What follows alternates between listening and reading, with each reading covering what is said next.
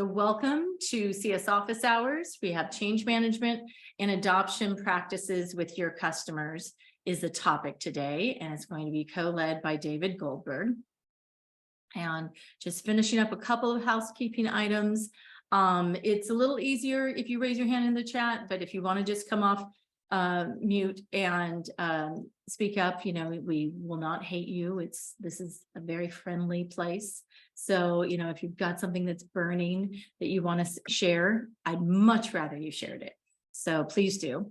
And this is a place to build your network and continuous learning and insights. We always want to support that. So I kept that from Ashna's housekeeping slide because I think that's something we want to share. Let's see, let's dig in a little bit. So David, do you want to maybe dig in a little bit and explain what this is that we're looking at today? Sure. So just as a way of introductions, so as Jan mentioned, David Goldberg, and I have spent, I'd say, a little bit over more than 15 years in technology and customer experience.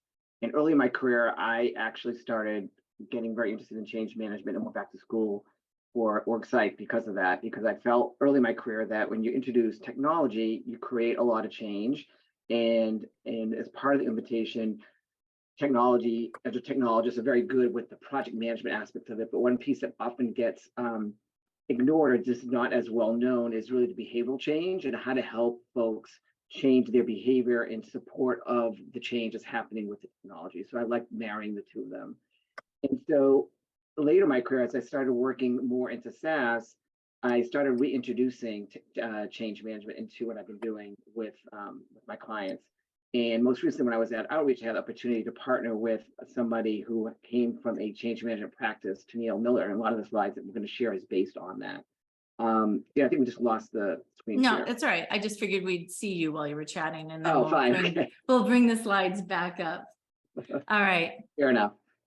Okay, so that's an intro in terms of why I'm very passionate about change management and how when Jan and I have been talking offline, how it ties into a lot of her series of what she's trying to do. And so the way in past change management was talked a little bit about in terms of change within your own organization and how to help people change. The focus today is really about how do you bring change management to the work that you do with your clients. And how does that help drive adoption? And how does it help you in terms of working more consultative with your clients and helping promote that change with the leaders that you're working with? And just to jump in to speed it up a little, because I want to dig into your stuff. What I liked about what David wanted to share with us is that this is specifically something that they used at a former company that he worked at. It was something that allowed the customers to understand change management principles and to drive successful implementations and adoption. They shared it with their customer teams when they were launching these new engagements. It was mostly around enterprise customers. On the company side or on the enterprise customer side, they had the champion, the stakeholder, the program lead. On the company side, they had the implementation program manager, the CSM, and the executive sponsor. And then these are the four sort of phases that they set up that they shared with the customer. And so what's nice is it really sort of let them in sort of behind the scenes, like this is what you're up for. This is how we're going to partner together. This is how we're going to work with you, and really getting them on board. So that's what you've got here. So David, why don't you jump in a little bit? Sure. So a lot of what we did with our clients is really educate them on what change management is and why it's important. Because often the client doesn't really know that they need to focus on these elements to have a successful project. And so there's a little bit of level setting in terms of what is change management, what's the value proposition, why is it important to you? And so there's these four key areas. One is helping them make sure that the implementation and the project we're working on aligns to the organization and that they have a clear sense of how that happens. Then also is being a little bit more business consultative, and that is really working with the leaders and making sure they've got the tools to drive change around incentives and communication and alignment in terms of how it ties to their company goals. Third piece is really around creating some clear processes around enablement and how they engage, and really developing some tools to help the clients work through that. And then lastly is that once you actually begin or have launched and onboarded the team, is that how do you evaluate the success? This is what ties more to your standard CSF adoption motion, but how do you use change management to look at how, in terms of feedback loops, the data that you're getting, any kind of resistance to change, are you getting the right behaviors and evaluating that on an ongoing basis so that you're continuing to improve and iterate as part of the implementation effort. And what I love about this is actually a slide that they shared with the customer, right? So this is a slide that says, hey, this is what we're going to do together. Yeah, right. Because often too, like the clients don't know much about change management and why it matters. And so talking about it in a way that's not academic, it will explain to them how we're going to partner with you and how this helps drive the behaviors you want. And when you start talking about behaviors with leaders, they understand that, but they often don't know how to do that or how to manage that. So that's again where it's really important kind of develop those business consultative skills and really how to guide them. So this was also a slide you walked through with correct. So this talks about, but what is change management and the best practices? How is it aligned to the project we're going to work on? So there's like 3 key areas: engage, enable, and measure. And then we talk about what each aspect of these are in terms of, with engage, making sure that you've got the alignment that I talked about, you have targeted communications, that you break excitement and you deal with, incentives, and then also have a way of sharing feedback ensure that people understand why they're changing and what's in it for them, and what are some of the key signs of resistance and how do you work through that resistance. Enabling to make sure. Yeah, I mean, so what was great about it too, though, is if you think back to who was there, so you had then the stakeholder, the people who were purchasing the product, who were like, I'm supplying the why, we're going to use this, right? And you're getting them on board with all of these things, including communicating and enabling, right? Yeah, and the enable part is really important because on one hand, often we deal with the end user or the team that's actually using it, but then what do you need to what do the leaders need to be doing to drive the change? And how do you help them understand what their role is in coaching them in that role and making sure they have what they need and the expectations are set properly. Awesome. So this is bringing it down another level. So this is when we talk about the 4 phases and how we integrate change management when we start working with them. And so at Outreach, we had these 4, Tennille, who I work closely with, and there's some references and resources in terms of more information related to the work that she's done. She's created these areas, and Tennille was somebody who was in professional services, so customer success teamed with our onboarding team as part of this process. And so these 4 key areas is what is the journey that we would take them on in terms of the change evolution and preparing them for the implementation and then post-implementation. Each one of these things under each of these buckets are tools and templates and processes that we would create in partnership with them. And some of them would spawn like 2 or 3 meetings to work through these documents and help create the plan and the strategy around these aspects of the process. So the first meeting with all of these folks, they're saying overall, these are the things we're going to do. And then they had each session sort of kicked off with one of these. There was align, design, mobilize, and execute, right? And so there were a whole set of other slides and processes that they walked through the customers with. So we're not showing you all of those slides, today kind of thing, but to give you an idea. And you see there was 6 different things under this. There's, 5 here, and so these were things that they were working through. So you're really giving them an insight ahead of time saying, hey, this is what we're in for together. This is what you're coming on board to partner with us on. And what we're going to show you now is a sample of one of those templates just to show you. So this is the piece related to leadership alignment. And this is more of a discovery guide that we would have with the leaders and to level set kind of what their role is, what have they communicated in terms of benefit, what do they need, how does it tie to the business case, do they understand the role of change, so that you can see there's a lot of detail more around behavioral change that we would want to see what the leader has thought about, and if not, guide them in terms of thinking about it.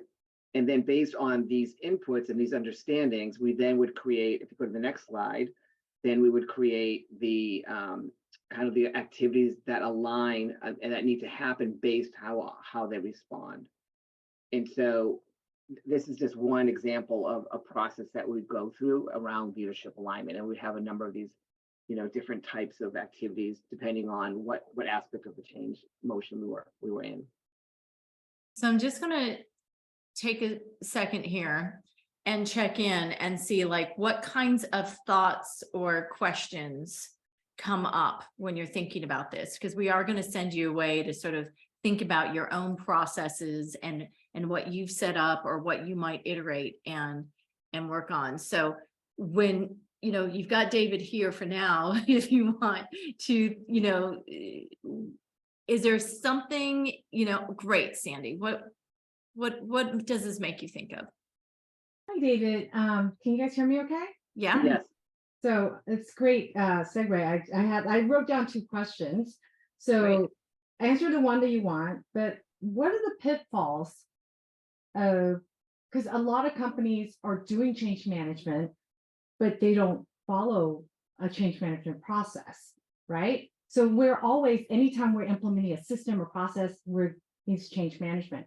So the pitfalls of not doing that. And then second, leaders who understand they're exposed to change management, why don't they do it? Why don't they like say, I need to invest a part of my resources into this proper change management discipline?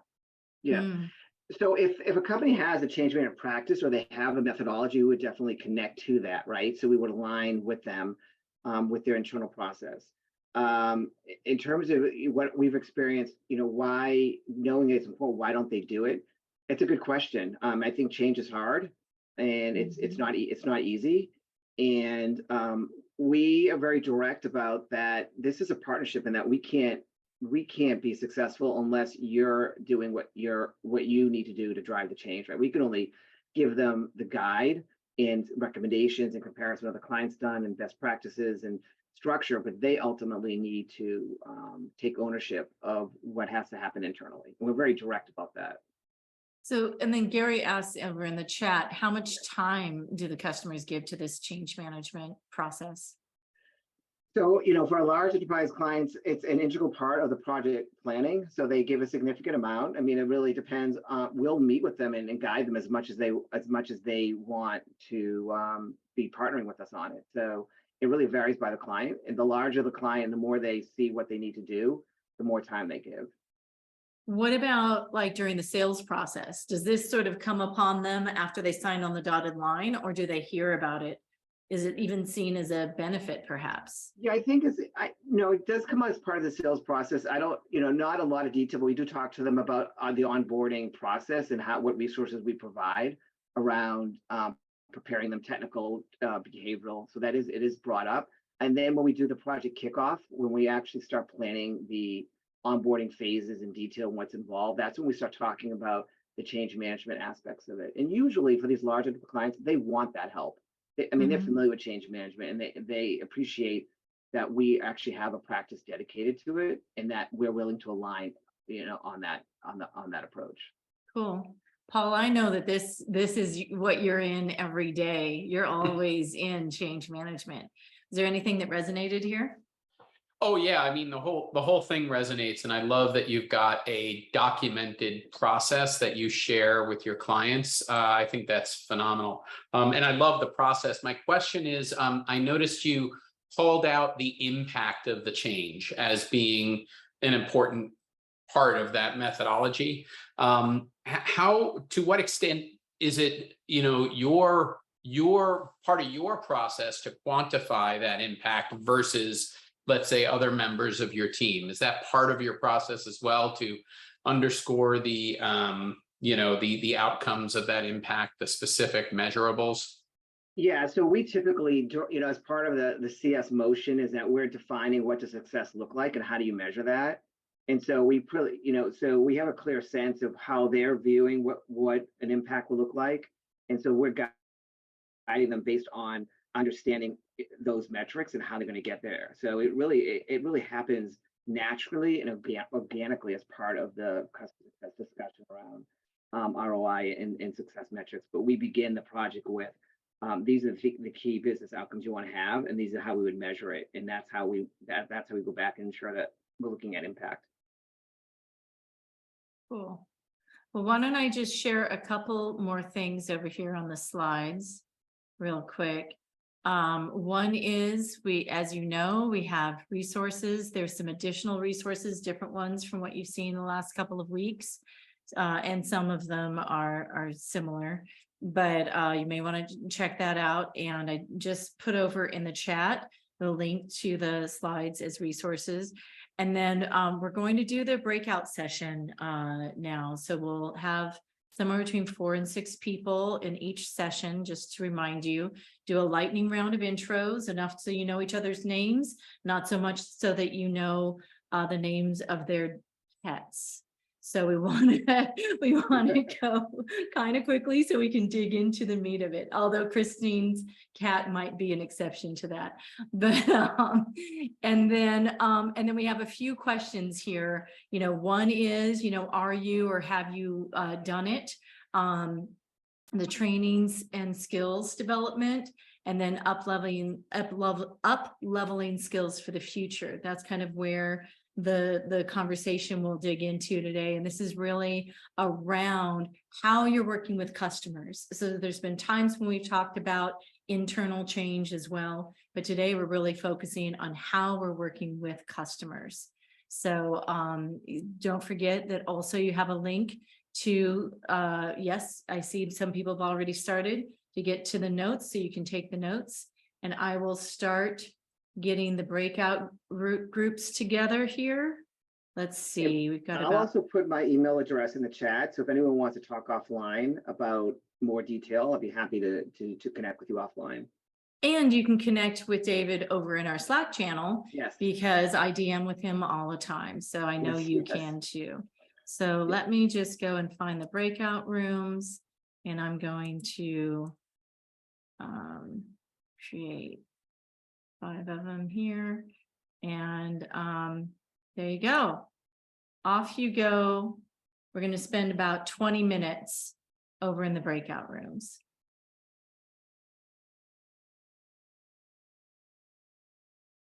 Awesome. Great to have everybody back. And yeah, so let's share a little bit, you know, what was going on in some of these breakout rooms that you know we should let in everybody else on. So what let's see, what about group 1? We had, well, Mohammed, Mo, I know you're interested in the in Cotter, right? You were putting that over in the chat. Was that part of what you shared, or what are some of the things that happened over there in your breakout group?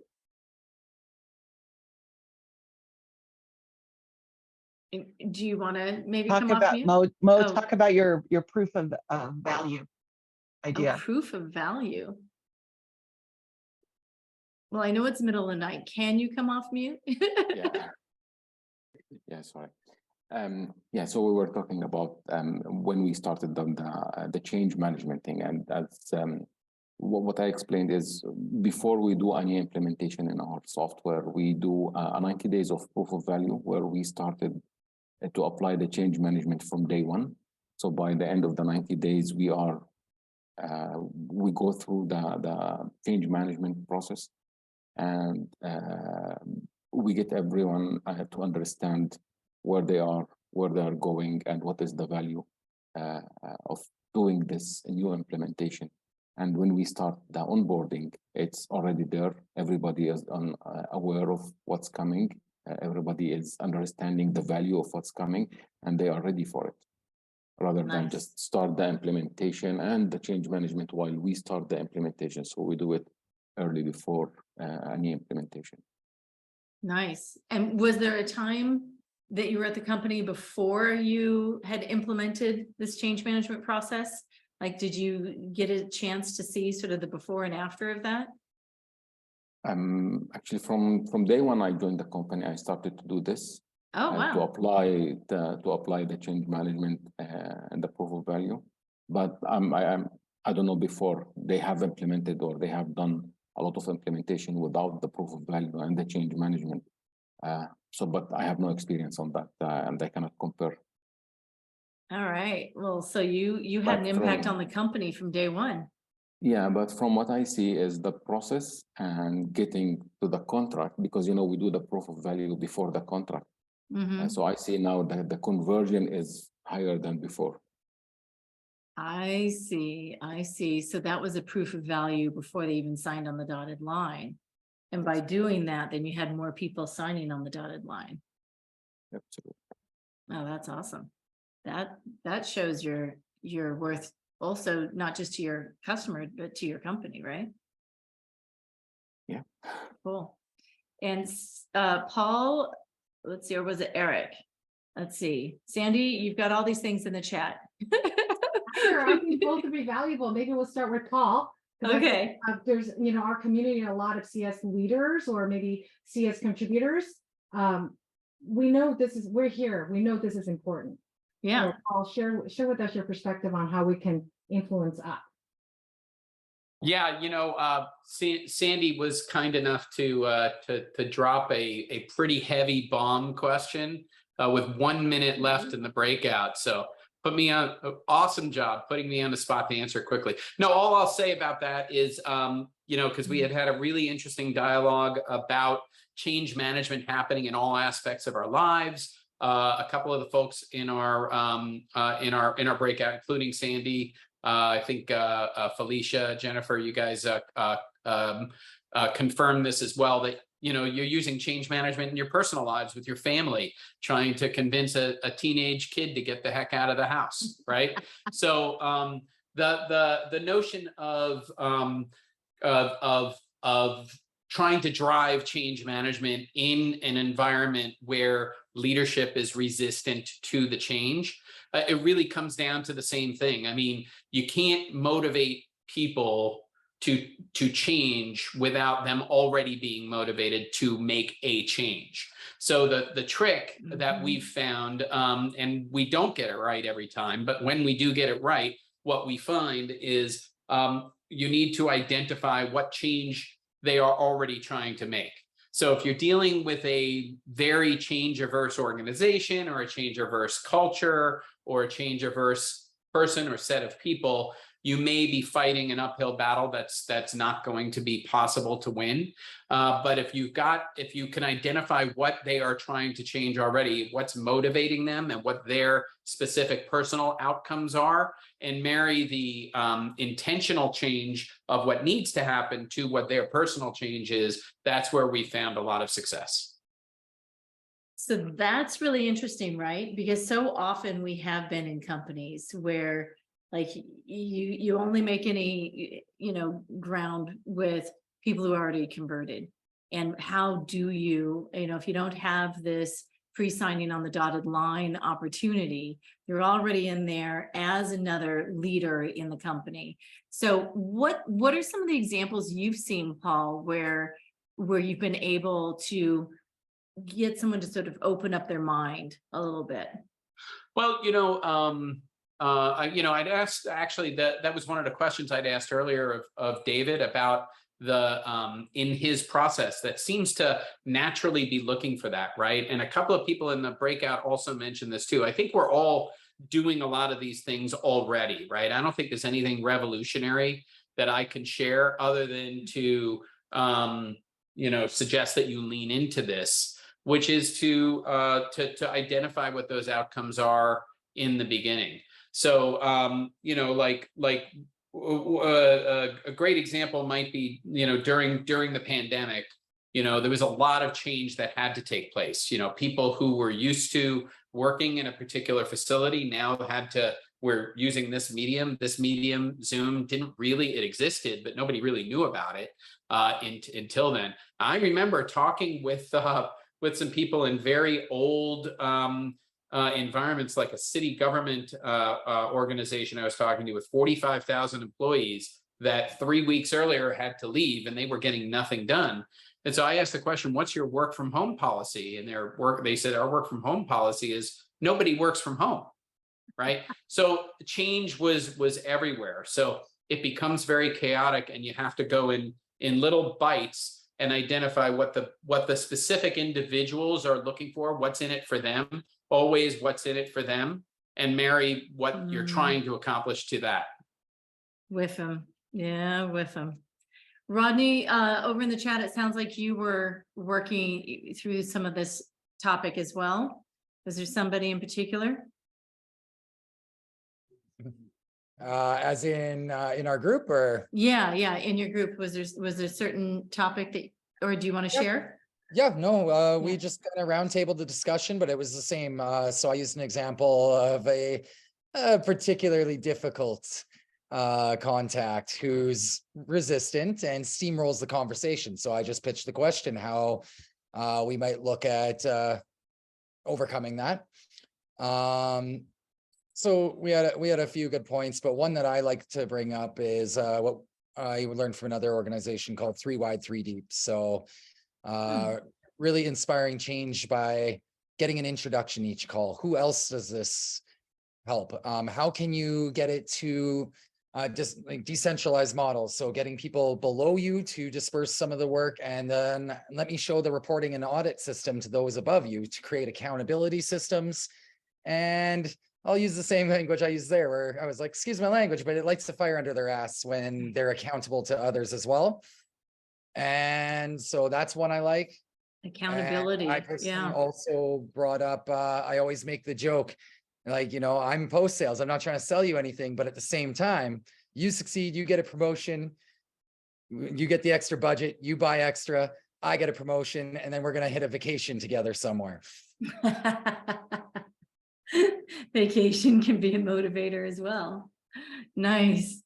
Okay, so what were some of the others? Eric, it looks like you had a use case in a company that didn't yet prioritize change management. Not sure where that one was coming from, Sandy. Are you talking It's about? just talking about your company. Like, how do you, like, what's your company's perception of change management, and that's not a thing at your company? At my current company? Yes.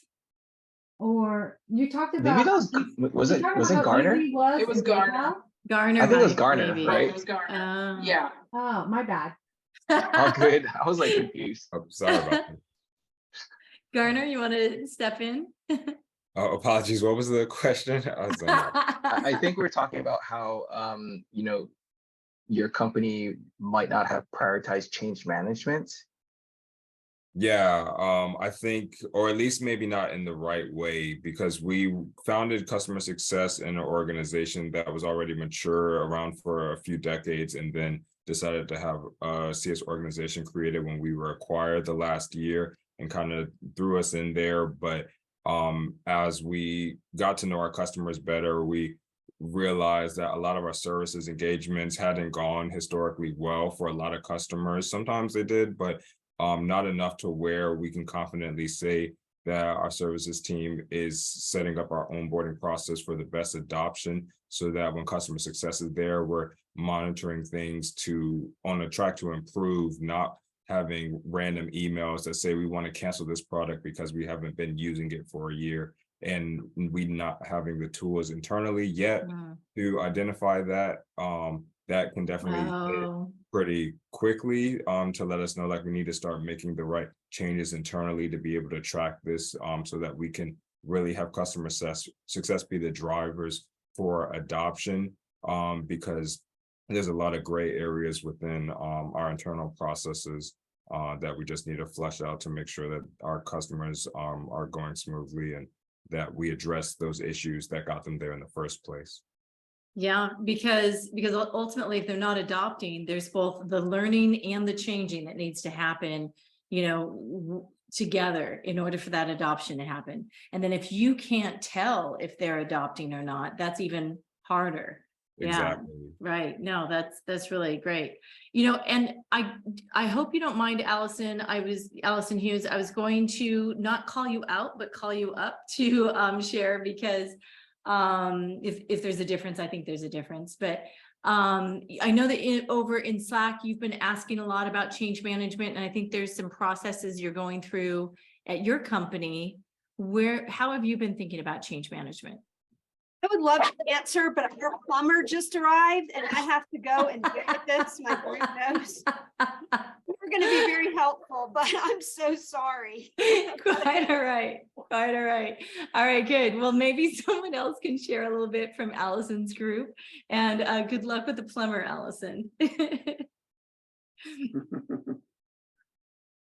Or is there another group that wanted to share? Well, We're just, Adam and Sanjay, they're from the vendor side. Change management oh, on the vendor side. okay. Adam and Sanjay. I'm happy to share real quick. Sanjay, I see you come off mute. Is there anything you wanted to mention? No, I was just thinking about how I started with saying no and then ramble on, but for where the work that I do is we're a software trying to break into a long-standing institutional industry. So we have to tackle change management, not just from like implementing software, but we have to like tell people, hey, you have 30, 20 years of experience as being a QuickBooks expert or a NetSuite expert, and I want you to take that off your resume and like implement my new tool. And so it does like go into the identity of a person, and managing change there becomes really, really important. And so I think Adam and Rodney on our group had some really great insight for me as I start to get, tackle this beast in front of me. Yeah, you think about like all the certifications, talking about change, when we were talking at the very beginning about customer marketing, customer education, you have these certification programs and people put it on their resume, on their LinkedIn, and now you are going in instead of that. And they were like a big champion. That's a big change, of their identity. Yeah, that's a challenge, but hopefully something you can counter with some positives and some whiffums, perhaps. What's in it for me? Adam, what were you thinking about on that front? Sanjay had a great question about, in the customer success team, can you own the change management process, or does it need to start further up the funnel? And my recommendation to him is if there's no implementation team and you own implementations, then you can totally own it. And that's the point where with your customers, that's where change management starts, is post contract signature, and you can implement a process and get have a one slide or multiple slides. Hopefully you can distill it down to one, kind of like in the presentation about here's our process and this is how we do change management for our clients. And one of the recommendations I was making to Sanjay as well is that once you've got that as a part of your process, you can feed that to the sales team, and they can use that as sales collateral to help you win deals, be a differentiator from your organization to others. Yeah, get them prepared for the change that's ahead and think of it as a positive and a benefit even. Yeah. And you're not going to be flailing around once you sign with us, but we've got you. Yeah, awesome. Julie, you were raising your hand over in the chat.